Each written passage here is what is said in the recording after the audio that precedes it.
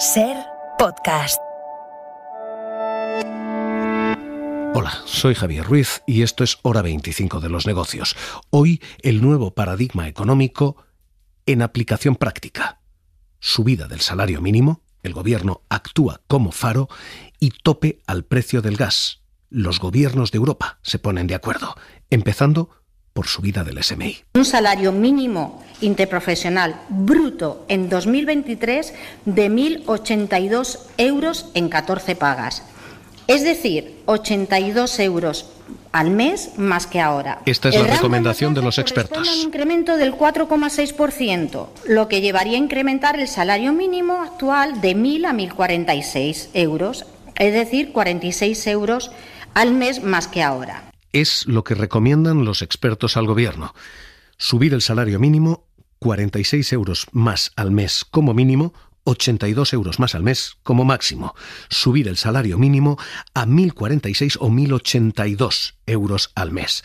Esta es la propuesta que hoy recibe un gobierno que parece tener intención de subirlo, sí, en la parte alta de la horquilla, hoy decía la ministra. Creo que este debate en España y en la Comisión Europea y en el mundo, recordemos el último informe de la OCDE a este respecto, ha cambiado radicalmente. Es verdad.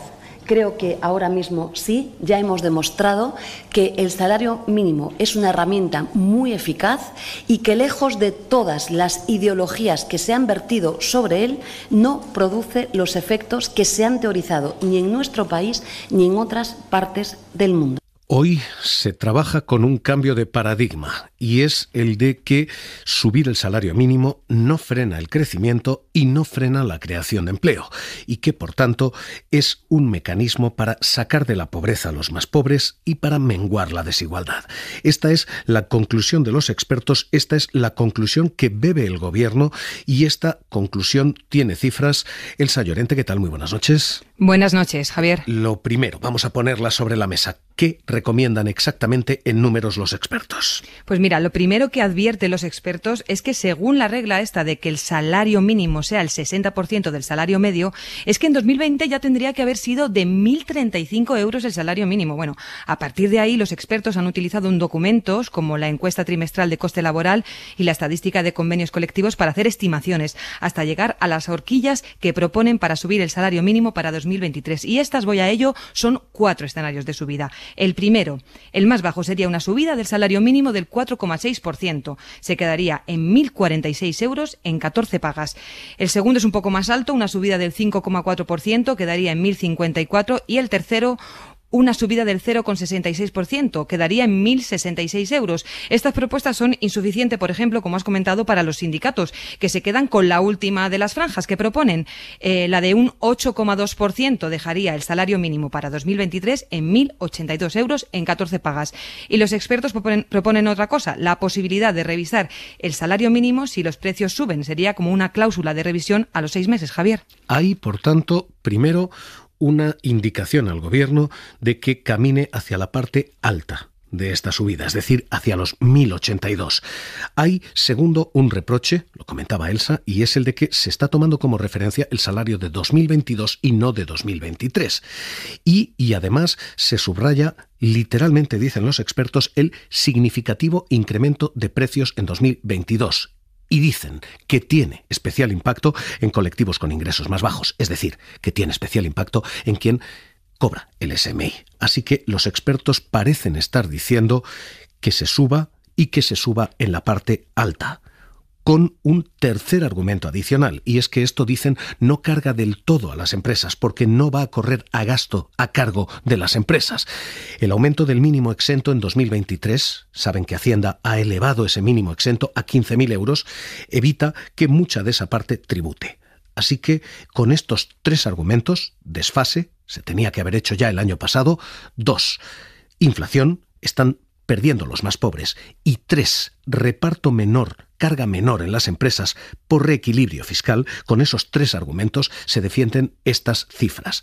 Y a partir de aquí, el argumento contrario, el de la COE, que lo que dice es esto va a ser una subida del 47% entre 2008 y 2023. 47% de subida para el SMI es un 47% inasumible para los empresarios. Hoy Yolanda Díaz respondía a ese argumento diciendo: creo que ahora sí ya podemos decir que es una historia de éxito. Y es una historia de éxito por varios motivos. El principal, que ha servido para mejorar el gran problema de España, la desigualdad. Porque como país hemos conseguido que con personas de menos ingresos, pues las personas que están en la denominada pobreza laboral o que son víctimas de brechas laborales en el empleo, ven mejoradas sus posiciones. Hay un debate con números legítimos a los dos lados. Los empresarios están diciendo la subida prácticamente desde 2008 hasta 2018 fue muy plana, muy lisa, del 22%, y sin embargo de 2018 a 2023 es del 47%. Los empresarios están diciendo esta inclinación y los costes sociales que esto acarrea son excesivos. La ministra dice esto no frena la creación de empleo. Y en ese debate y hoy tercia la comisión de expertos, diciendo literalmente que estas subidas de salario mínimo no frenan la creación de empleo, tampoco frenan el crecimiento económico. Que el impacto fue nulo en el empleo en los periodos inmediatamente posteriores y un impacto muy pequeño en los 6 meses posteriores. ¿Qué es exactamente lo que dice Elsa? ¿Cómo argumenta esa comisión de expertos que esto no daña a la economía? Sí, el informe pone en negro sobre blanco varias conclusiones. Que la subida del sueldo mínimo desde 2019 no ha producido un efecto importante sobre el empleo, que no se ha podido apreciar destrucción de puestos de trabajo. A lo más, dice literalmente el informe, una pequeña reducción de su crecimiento. Segunda cosa que dice, que ha tenido efecto significativo en la reducción de la brecha de la desigualdad salarial y de renta al aumentar los sueldos de los trabajadores más pobres. Dicen los expertos que se ha reducido la pobreza en casi un 3%. Y han constatado que solo a partir de 2019, que es, recordemos, cuando el gobierno sube el salario mínimo un 22%, solo a partir de ahí es cuando se empieza a abandonar lo que se denomina la pobreza laboral.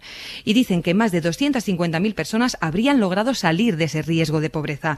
Han calculado también, Javier, los expertos, que la subida del salario mínimo para 2023 beneficiaría a 2 millones de personas. Estas ahora mismo las cifras sobre la mesa. Y a partir de aquí reacciones. Con todo esto, con toda esta tormenta y toda esta propuesta, hoy la COE dice si suben y se pretende subir así, ni siquiera se van a sentar a la mesa de negociación. La COE está protestando por los acuerdos que el gobierno está cerrando con sus socios parlamentarios. No le gustan esos socios a la COE y está dejando de acudir a ciertas mesas. Hoy Fernández de Mesa, quien fue cargo con el Partido Popular, hoy decía: la subida del salario mínimo, como las otras medidas, hay que verlas en un contexto global. Es decir, estamos viendo que estas subidas son excesivas, vicepresidente de la patronal, argumentando que los empresarios no pueden cargar con una cantidad de costes sociales tan grandes y con un aumento tan rápido. Todos los temas que afectan a la agenda de los agentes sociales en su conjunto y no de forma parcial. Es decir, lo que no se puede pretender es solo tomar medidas de manera unilateral que afectan al coste de las empresas. Hoy la respuesta del Gobierno: si alguien no va a la mesa del miércoles, se lo va a tener que explicar a los españoles y a las españolas que están sufriendo y están siendo golpeados por el impacto de la inflación, y se lo van a tener que explicar a todos los trabajadores y trabajadoras de todas las empresas de nuestro país, no al Gobierno de España. Para la COE esto es demasiado, para los sindicatos esto es demasiado poco. El salario mínimo interprofesional en el año 2023 tiene que subir al menos lo mismo que la inflación media del año 2022, es decir, el 8,46%. En un momento en el que los alimentos básicos han subido un 15%, en nuestra opinión, los casi 2 millones de trabajadores y trabajadoras que cobran ese salario mínimo no pueden tener ninguna merma en su poder adquisitivo. Unai Sordo, Comisiones Obreras, habla de en torno a 1.100 euros también. Fernando Luján, UGT. Por lo tanto, en España, para el 2023, para mitigar los efectos de la inflación, para acompasarnos a lo que ha ocurrido en Europa y cumplir con nuestros compromisos de dignidad y suficiencia del salario mínimo interprofesional, se debe de fijar en la cuantía de 1.100 euros por 14 pagas para este próximo 2023. Hoy este paradigma de dejar caer el salario mínimo y de no intervenir desde lo público se ha roto, porque Los poderes públicos en esta nueva crisis están detectando que pueden servir de efecto faro, que señalan la dirección y pueden arrastrar a los demás sectores hacia subidas. Es decir, que el gobierno parece estar razonando que puede subir el salario mínimo y tirar con ello de otros salarios para que no pierdan tanto poder adquisitivo. Ese efecto faro hoy se está viviendo aquí, pero es que ese efecto faro ha saltado por los aires. El paradigma anterior está viviéndose también en toda Europa.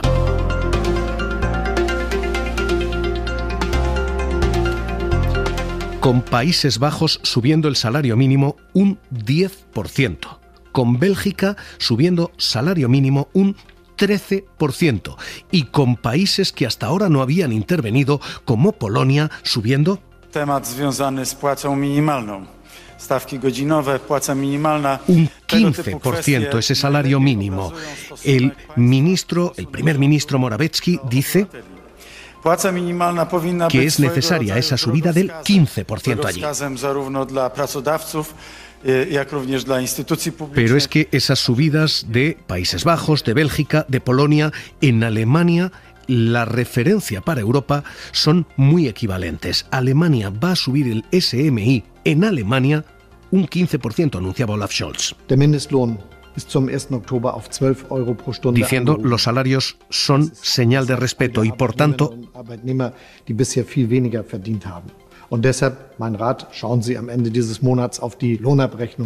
ese salario mínimo allí sube a 12 euros la hora. Y se paga a ese nivel por primera vez en la historia del país, 15% de subida.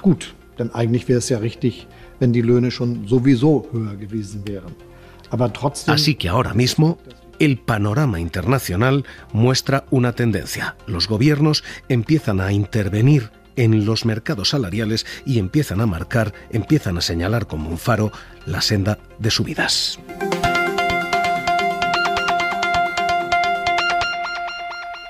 Juanjo Dolado, catedrático de la Universidad Carlos III de Madrid. ¿Qué tal? Muy buenas noches. Hola, buenas noches, Javier. 1.082 euros al mes. Vamos a empezar con los contraargumentos que hemos escuchado. ¿Soportable esto por parte de las empresas? ¿Conveniente esto? Vamos a ver, 1.082 euros al mes es una subida relativamente razonable del nivel anterior. Se está pagando básicamente un salario hora de 7 euros y pico, que se compara relativamente mal con algunas de las cifras que has dado anteriormente para países como Alemania, Holanda o Bélgica, ¿no? Me parece relativamente razonable, pero también hay que tener en cuenta que las características del mercado laboral español, pese a la reforma, a la última reforma, son bastante diferentes de los países que hemos hablado anteriormente. Entonces, bueno, pues una subida como la que se está explorando no me parece para nada irrazonable. Ha habido aquí un segundo contraargumento por parte de los empresarios, y es: hay sectores que no lo pueden soportar. Se menciona en concreto a uno, lo hacía el presidente de la patronal, Antonio Garamendi, decía: la agricultura no puede soportar esa subida. El salario mínimo ha subido en los últimos años casi el 35%. Para empezar, los territorios de este país. Todo el mundo, con habla del salario mínimo, ahora estamos aquí, piensa en Madrid, piensa en Valencia, piensa en Bilbao, piensa en Barcelona y no piensa en el Almendralejo.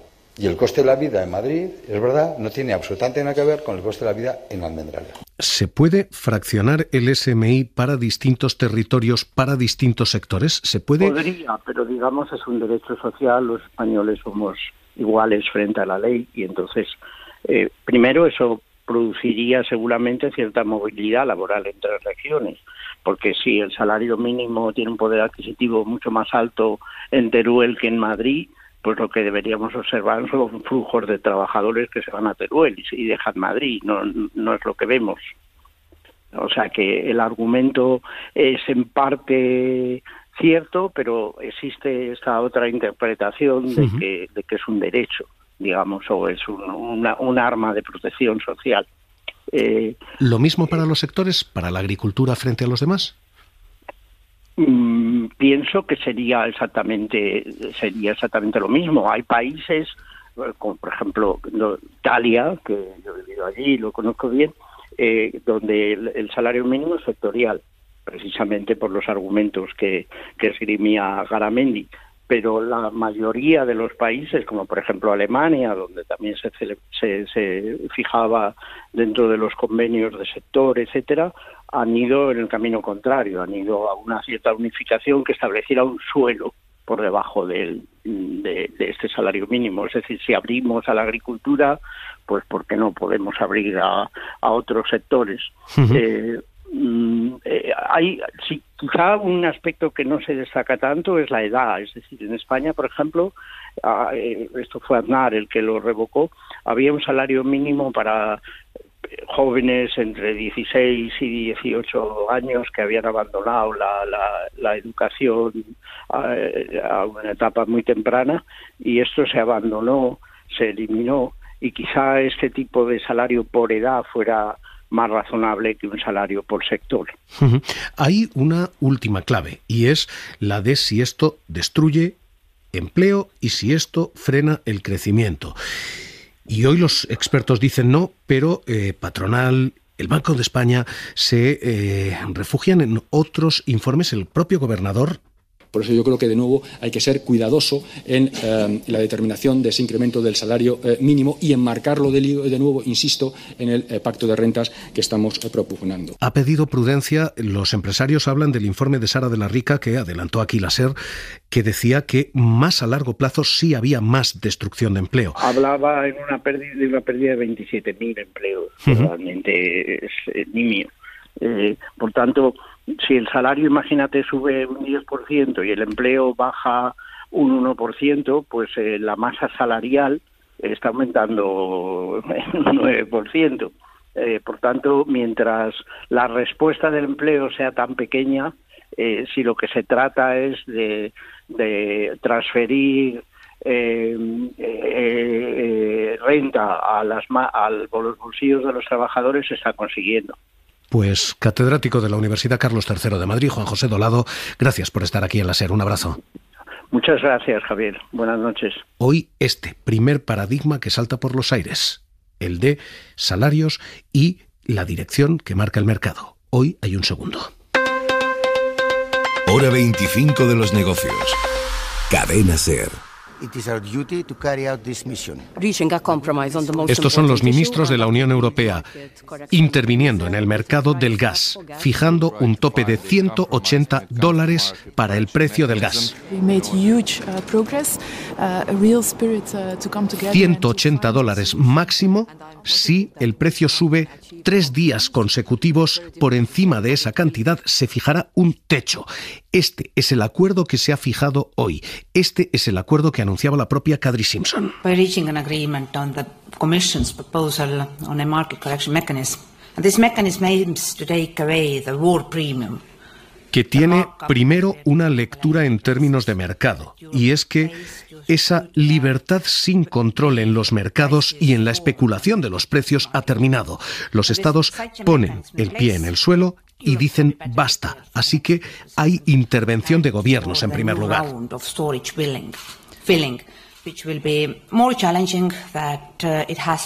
Segundo, hay un consenso y una victoria por parte de los países del sur, porque Alemania ha dicho sí a poner un tope del gas, la economía más grande, junto a Holanda, junto a Dinamarca y con la abstención de Austria. Han dicho sí a lo que han defendido España, Bélgica, Italia, Grecia, Polonia y que hoy Rivera decía. Hoy hemos conseguido acordar este sistema de corrección del mercado de gas para las situaciones excepcionales en las que el gas suba hasta tal nivel. El acuerdo es, primero, importante por este giro de los gobiernos, segundo, por ese acuerdo con consenso y tercero, y sobre todo por las cantidades en las que entra en vigor. Se pone un tope de en torno a $180. El gas no va a poder subir de ese precio. ¿Qué significa eso? Que salta por los aires la propuesta anterior de 275. Era no una propuesta, sino una broma. Nunca hubiera entrado en vigor, ni siquiera con los precios que hemos visto. Así que esto tiene valor en lo político, valor en lo unánime y valor en lo numérico. Y a partir de aquí, Sira Valdés, ¿qué tal? Muy buenas noches. Hola, muy buenas noches. ¿Cómo lo lee el sector? Pues la industria gasintensiva española aplaude que los ministros europeos hayan llegado finalmente a ese acuerdo, pero también que se recojan cláusulas que permitan desactivar ese mecanismo si hiciera falta para evitar que el gas natural licuado se venda a terceros países que lo paguen mejor, lo que supondría un riesgo de suministro para Europa. Verónica Riviera es presidenta de la patronal Gas Industrial. 180 no es un precio que pueda pagar la industria, ya que, por ejemplo, ahora con 100 euros megavatio hora que está el mercado aproximadamente, un 30% de la industria está consumiendo menos gas, es decir, que estamos consumiendo un 30% menos que el año pasado. Aún así, ese tope sigue siendo alto, defienden porque muchas de las industrias, como oíamos, no pueden hacer frente a un precio tan elevado y porque dicen lo que provocará es una desventaja competitiva de la industria europea frente a la de otros lugares como Estados Unidos o Asia, donde el gas es más barato, pero aún así aseguran es mucho más razonable que la primera propuesta de la Comisión. Ahora mismo, a corto plazo, esto fija un techo alto, pero menos alto de lo que teníamos, y a largo plazo esto debe evitar volatilidades. Consejero delegado de Tresis, Jacobo Blanquer, ¿qué tal? Muy buenas noches. Hola, ¿qué tal? Buenas noches. ¿Esto puede frenar la volatilidad en ese mercado? Hombre, yo creo que sí la va a bajar, porque al final, pues todo lo que, fíjate lo que han variado los precios, a pesar de que han bajado mucho desde los máximos de julio, han caído mucho los precios del gas, pero la caída ha sido, el movimiento en el año entre subida y bajada ha sido tremendo, con lo cual el fijar un tope y encima más bajo del que se preveía, pues yo creo que clarísimamente va a bajar la volatilidad. Hoy además se han movido los mercados como Pablo Anzola. ¿Qué tal? Buenas noches. Aquí el IBEX ha rebotado ligeramente, también el resto de Europa. Nuestro índice sube un 0,3% tras cerrar el viernes su peor semana desde septiembre. Y con todo esto y con los movimientos de tipos que estamos viviendo, Jacobo Blanquer, ¿dónde ven ustedes el mercado ahora con Wall Street en rojo? Bueno, a ver, la semana pasada lo que ha habido es un cambio del sentimiento que tenía el mercado hacia los movimientos de los bancos centrales. Y eso hay que meterlo ahora en valoraciones, claro. Cuando te pones a valorar a las compañías, pues ver que los tipos van a estar durante más tiempo más altos. Y yo veo un ajuste, después de las fuertes caídas de jueves y viernes, pues podríamos ver en el S&P caídas mucho más allá del 3.750, 3.800, no debería de caer el mercado. Y ya ahí coger suelo. Y dentro de Europa, también lo que hemos visto es que España, dentro de lo que cabe, lo está haciendo bastante bien. Al final, el sector financiero sale bien, nosotros tenemos mucho peso. Telefónica está en unos precios muy baratos, Inditex ha sacado unos resultados espectaculares comparado con sus competidores. Pues yo creo que ahora el IBEX pues podría hacerlo mejor en el corto plazo que otras plazas europeas.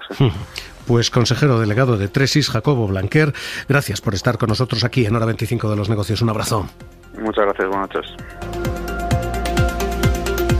Hoy, el día en que hemos vivido ese doble cambio de paradigma, Hora 25 de los Negocios, seguimos.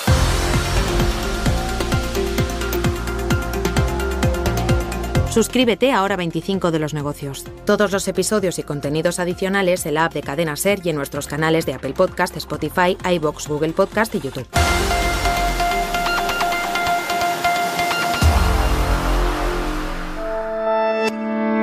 Cadena SER. La radio.